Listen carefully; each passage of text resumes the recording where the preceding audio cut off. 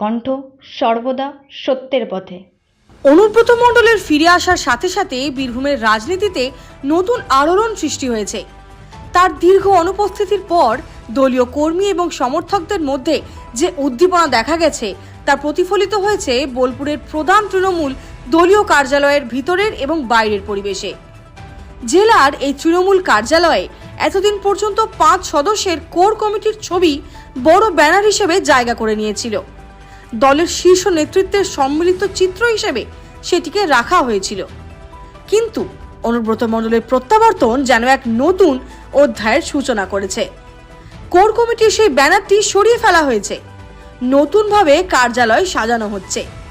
সেই ব্যানারের পরিবর্তে স্থান পেয়েছে এককভাবে অনুব্রত মণ্ডলের প্রতিকৃতি, যা ইঙ্গিত করে যে দলের অভ্যন্তরে তার নেতৃত্ব এবং প্রভাব কতটা দৃঢ়।